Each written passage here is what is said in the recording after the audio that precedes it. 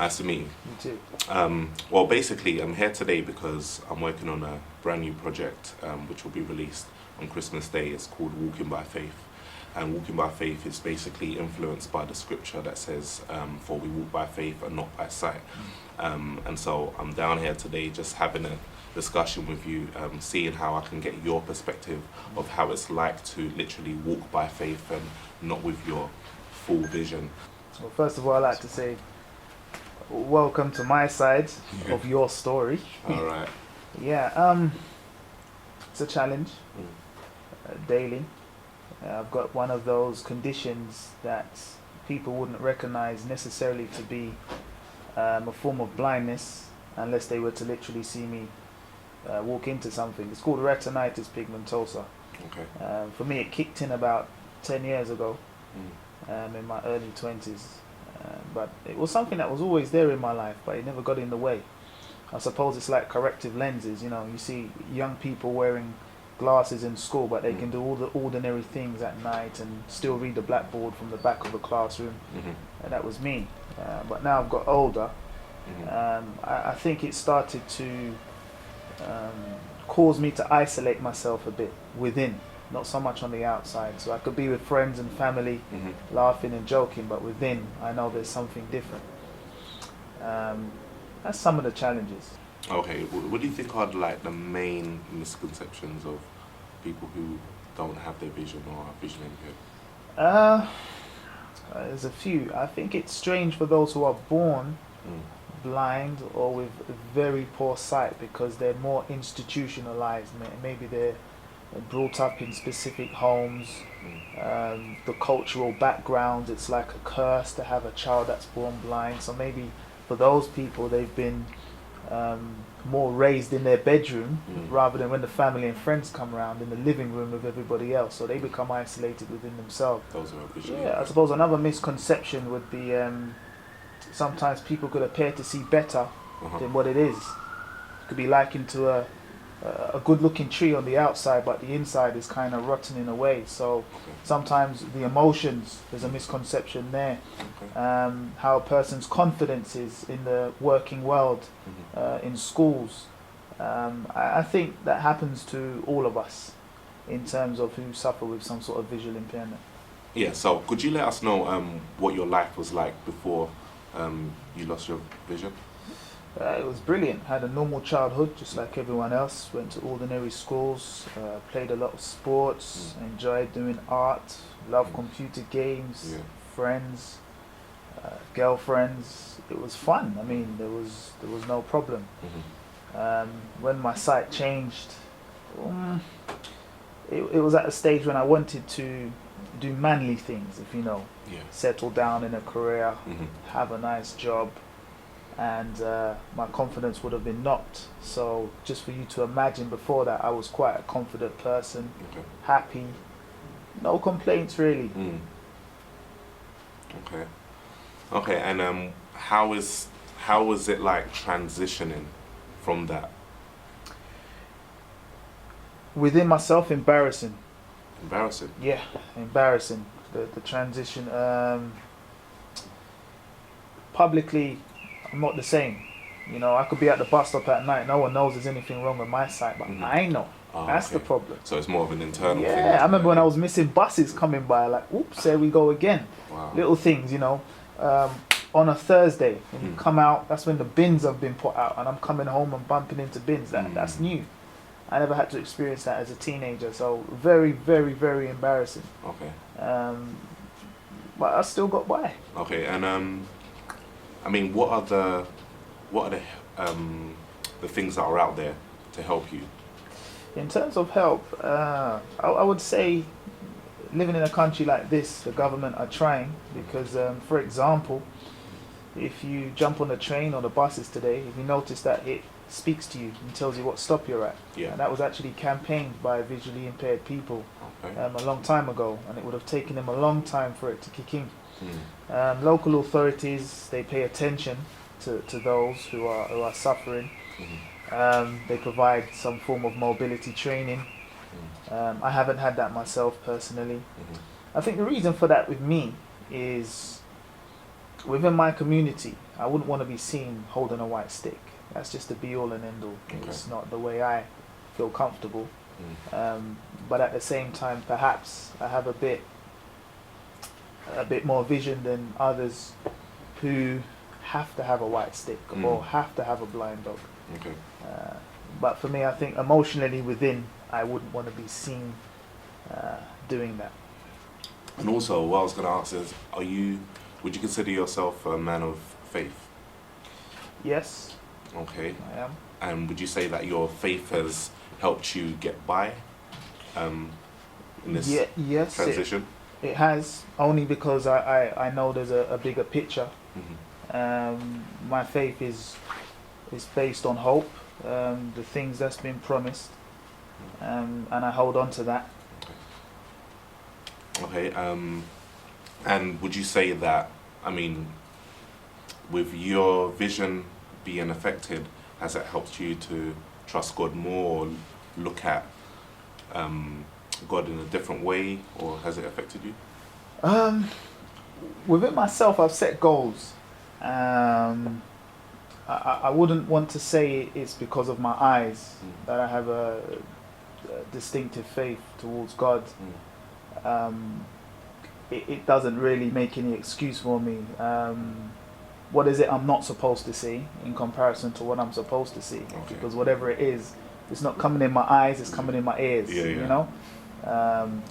So, not really. I think when I pray, it keeps me calm in terms of I understand where I'm at.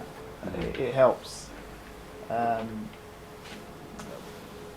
But to be honest, I'd rather have normal sight. Okay, I feel you. I mean, Yeah. there's something that you said. You said, what am I supposed to see and what am I not supposed to see? Yeah, And there you looking go. at the bigger picture, that's powerful. So, is there a way that you can elaborate on that?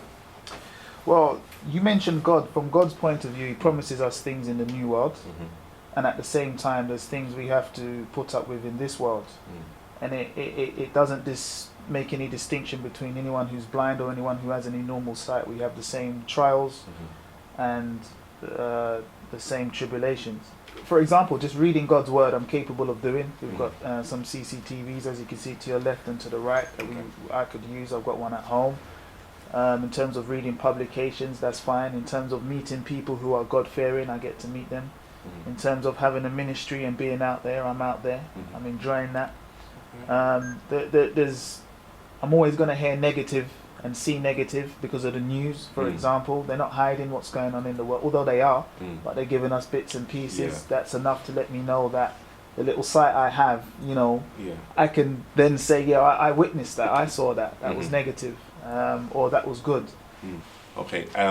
So, with losing like your vision, there are other senses that are enhanced. So what has been your experience with that? Have you had any other senses been enhanced through that? I disagree. I'm not sure if that's true. I think it's still a bit speculation.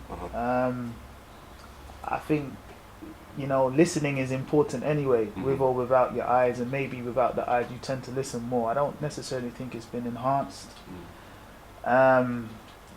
Touch is still the same. Yeah. Smell. Smell is very much Food. the same. Okay. Food is just as nice as it was before the sight lost. Yeah.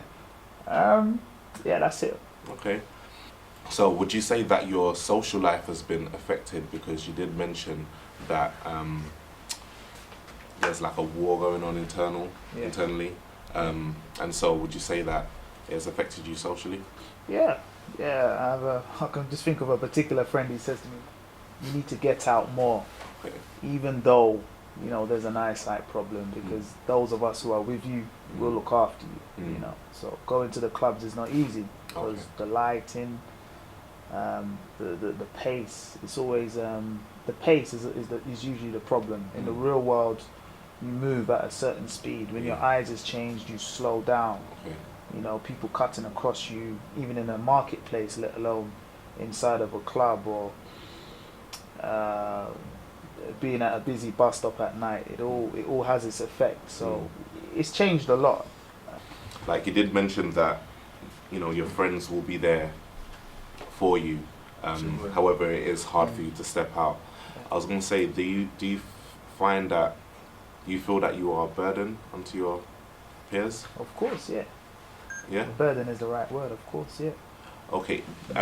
But they don't make you feel that way. It's just No, they don't make me feel that way. Otherwise, they wouldn't be friends Uh-huh. in that sense. But whenever you go out, wherever you go, you have to have a get up and go attitude, isn't Yeah. it? So you can imagine in a club, if a song comes on that you like, yeah. you're on the dance floor. Uh-huh. Forget the blind friend. You're not remembering him at that stage. Yeah. You've had 2-3 drinks. I feel you. You're on the move. Yeah. He's there. Uh-huh. He likes the music too. He's got to get up. Yeah. So I have to dance my way over there rather than yeah. walk my way over there. If I Yeah. dance my way over there, no one knows. Yeah. You probably feel, oh, he's a little drunk. He ain't blind, Yeah. you know. Okay. But you see, for me as an individual, Yeah. that doesn't bring me down. Uh-huh. It just, I think I'm just too self-conscious of it, but I still Okay. keep going. Where Okay. someone else, it might just keep them down. Okay. Do you understand? Yeah, yeah. Mm. Definitely. So in terms of going places where you're comfortable Yeah. in going, would you say you're more likely to go to that place where you're more comfortable as opposed to somewhere where it's going to be a lot more difficult for you to maneuver and operate? Yeah, yeah. What you said is probably true, but I go anyway. I'm just one Oh, of yeah. those. I Okay. somehow seem to go anyway.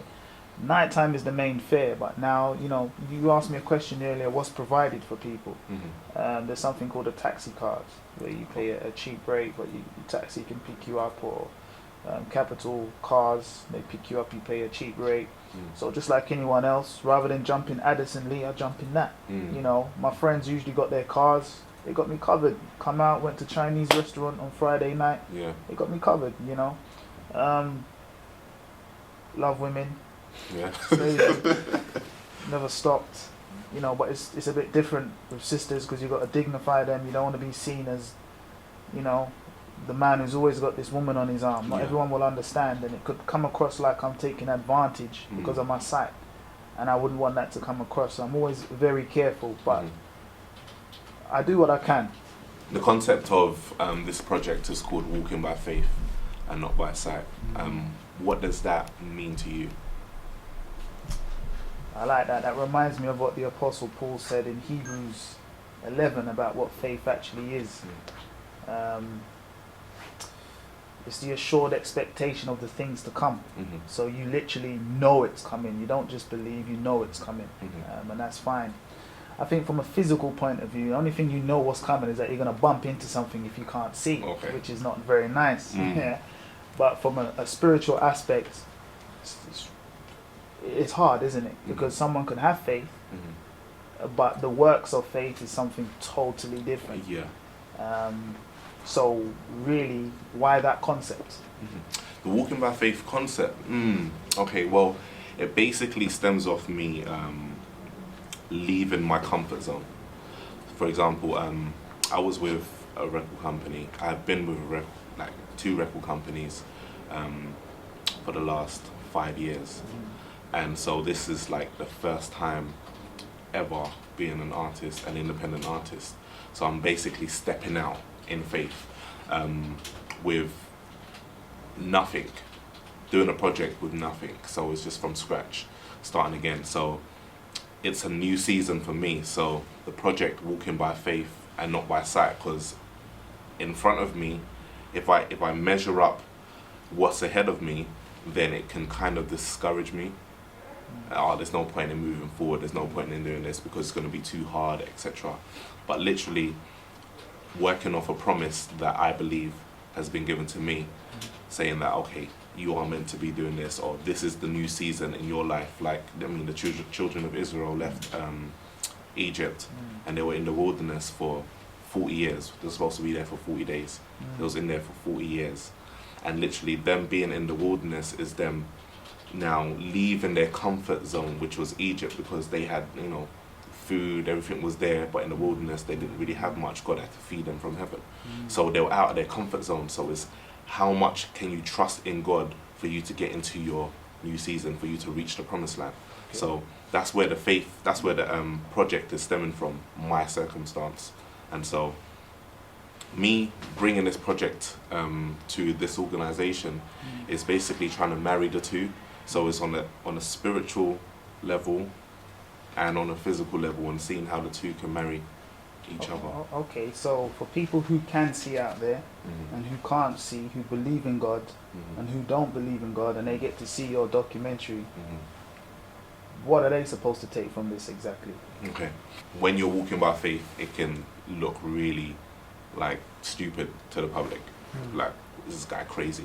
When you've got a dream, when you've got a goal, you know, in your heart, and you believe that, the rest of the world might not agree with you.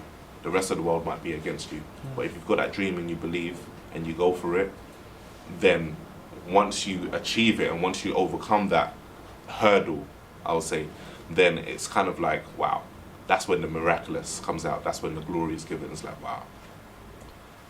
Although like everything around you might come across like it's totally against you, but yet you don't see what's going on, but you're focused on your goal. You're able to do the impossible. You're able to do the unexpected. So, for example, you had the disciples were on the boat, and there was this like, it wasn't like there was a storm, but they saw Jesus walking on the water. And yeah, the waves were roaring and everything, and they thought it was a spirit, so they started screaming. But then Jesus was like, nah, it's me. So then Peter was like, if it's you, tell me to come out onto the water. Now, first and foremost, he trusted Jesus enough to know that Jesus would protect him regardless, even though he's stepping out into the water, into an uncomfortable situation, right? And so when he had focus on Jesus, he was able to walk on water. He was able to do the impossible, the unexpected. So he's walking on water. The only time he started to sink is when he lost his focus and he started to look at the waves, the wind. So, for example, the waves and the wind will be people saying, you can't do it. There's not enough money to do this, to fulfill your dream. You're not good enough. You're too short, etc. So when you start listening to all of those things, and that can kind of bring you down. But if you're focused on your goal, then you can persevere. Yeah, I suppose it's encouraging for people who believe in God. For those who don't, I'm not sure what it's going to do. When you're wearing glasses because you've got bad eyes, it's not about faith. It's about the strength of the specs. Otherwise, you've got problems. Would you say it takes an element of faith, though? Not necessarily believing in God, but believing in your support system around you and what you are. I'm not sure if faith is the word. Maybe strength is a good word, I suppose, rather than faith. And maybe self-awareness or knowledge, whatever it is. Yeah, so it will be something that you trust in or you lean upon. Yeah, there is some sort of trust, isn't there? Yeah, in something. You have to trust in something, otherwise you won't do anything. Yeah, I think even with like people who are not religious or have any faith, I think they can take something away from what's been discussed today. Okay. It's principles. It's the most important thing. It's a principle to see. I mean, it's hard enough to convince anyone who doesn't have any faith to believe in God, but to see the principles that are being put in place, that can be something that they can, utilize in their life and use, for themselves.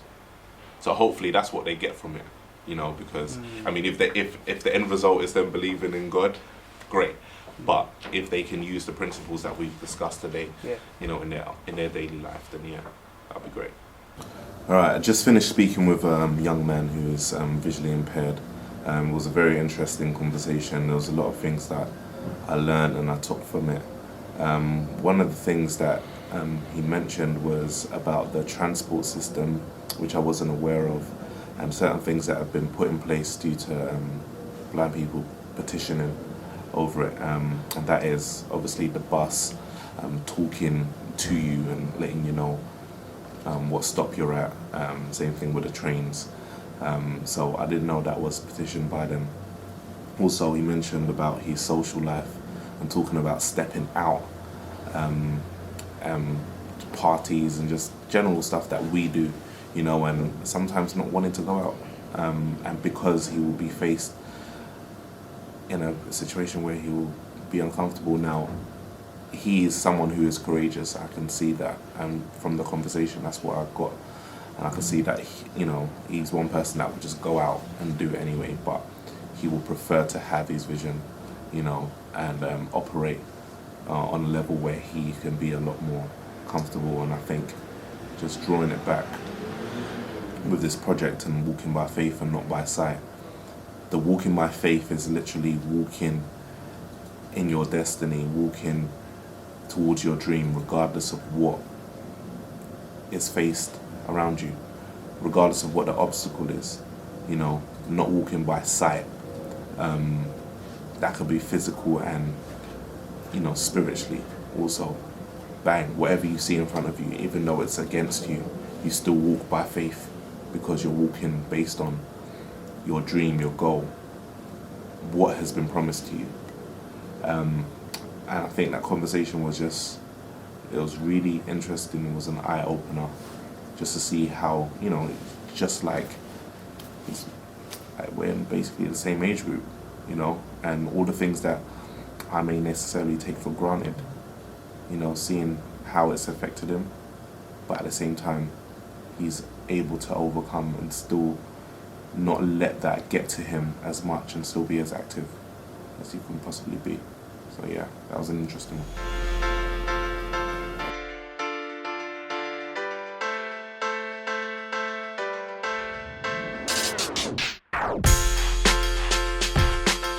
Hello. I'm Jayess, nice to meet you. Yes, Ibukan Olashore. Nice to meet you. I'd like to ask you a few questions about your organisation.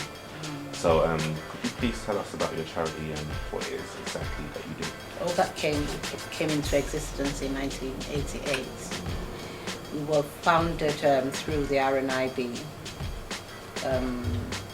Well, let me put it this way. The RNIB, that's the Royal National Institute for the Blind, they employed an race equality officer. And one of the remits was to identify blind and partially sighted Africans and Caribbeans living in London. And also had a remit to identify Asians. So he came into Southwark, Lambeth, you know, the South London, and a group of African and Caribbean people with eyesight problems were identified, and they now came together and decided to form this organization in 1988. Yes, but we went into full operations in 1994. That's when we got funding. One of the issues or problems they experienced then was around employment, accessing information and advice that would actually improve their life chances and their well-being. So they wanted quite a lot of information around health issues and conditions that actually lead to blindness. So that was, their key focus then. So when we got some money from Southwark Council, that was the first government body to fund us. That was to provide information and advice and do an awareness raising program. Yes, so that was the initial reasons why OBAC was set up. What we try to do here is try to build like a peer group or maybe a support group that people can meet each other. You understand? I know that they're not alone and they can share their experiences. We've had, service users or members that they were very high in their profession and suddenly lost their sight. So it's also being able to provide that kind of support mechanism for them to be able to go through the transition period of being a full-sighted person to losing their sight.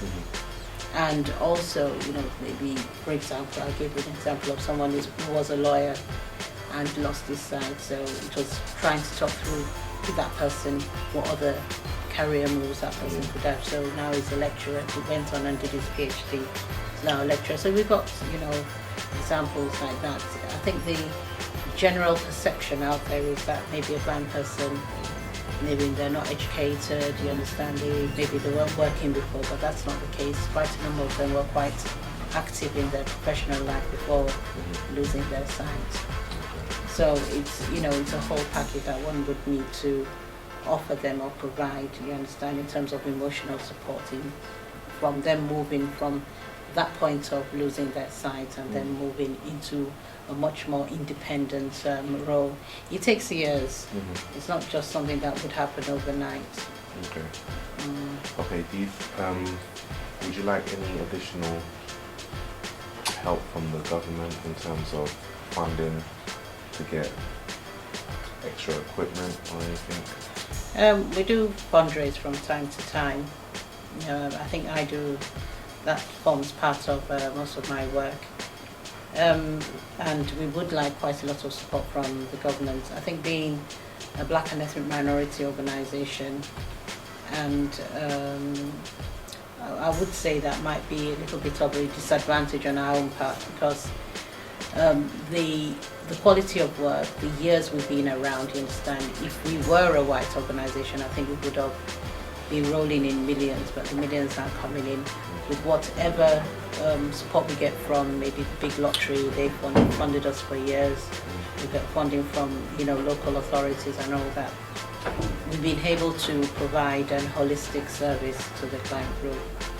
So, but we do continuously need support, even from our own community, you understand, from the black business community and the faith organizations, churches and all that. We would like them to support.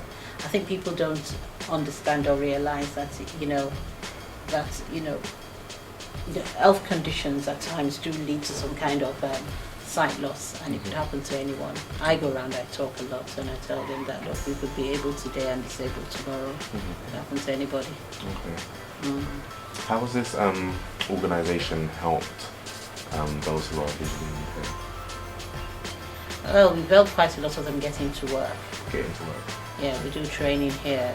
We've got computers that you can see. Most of the computers, they've got access to technology on. Okay. So currently we're in partnership with UK Online. So we're an approved centre. So we help them, teach them how to do online shopping and things like that. And help them set up an email account so they can start talking, social media and everything like that, all that sort. So, so apart from being able to find employment or volunteering, and for the elderly, we offer some kind of independent living support skills, so that they can stay in their homes and also network with other local organizations. So there are different kinds of support. We do welfare rights advice. We offer immigration advice. We also represent the members or service users at tribunals. There's a whole range of things we do here. Okay. Do you have a website? Yes, we do. It's www.obac.org.uk. Okay. Thank you very much. It's been a pleasure talking with you. Yeah, thank you so much. Let's go! Yeah, we're ready. We keep it moving. No cruising. This is brand new. Oh, oh, yeah, yeah. Oh, oh, yeah, yeah. Yeah, we're ready. We keep it moving. No cruising. This is brand new. Oh, oh, yeah, yeah. Oh, oh. A free agent, feel the sensation, I've been waiting. Jumped out of the box, I've been caged in. Arms stretched up to the heavens, I've been patient. Now my new season has come, it feels great. Wasn't born in a room with a silver spoon to intake food. I've been groomed to work, we pay dues and shake. In the past, now we break, pull all over to one side and let the Lord ride. We are prone to follow the leader. Feel the wind blowing in John Lewis' two-seater. Singing tonight, God, make me that person that's able to suit the next season of my life. Yeah, we're ready. We keep it moving. No cruising. This is brand new. Oh, oh, yeah, yeah. Oh, oh, yeah, yeah. Yeah,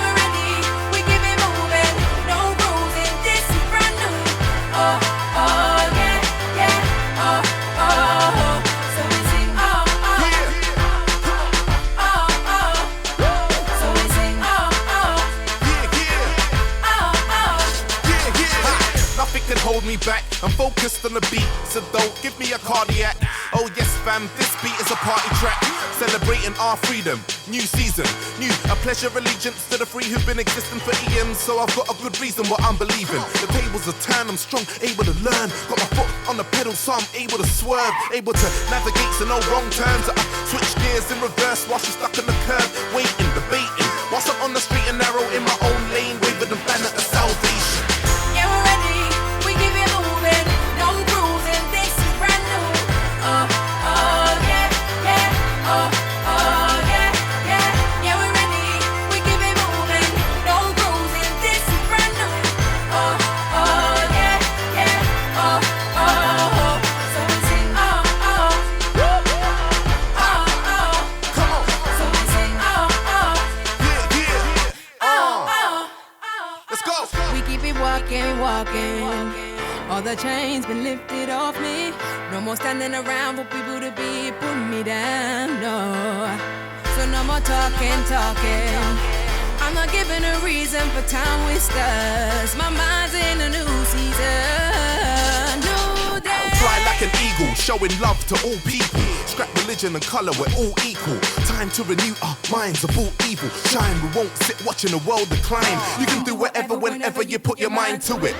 Just believe you can do it and you will do it. Don't allow any foolishness speech to reach you. Please stand firm on your feet and proceed. It's a new day, new phase, new fresh air you intake. Yes, it's a new date, a brand new reason for dudes to celebrate. So give thanks to the one dwelling behind the heaven's gates. Hey. Yeah, we're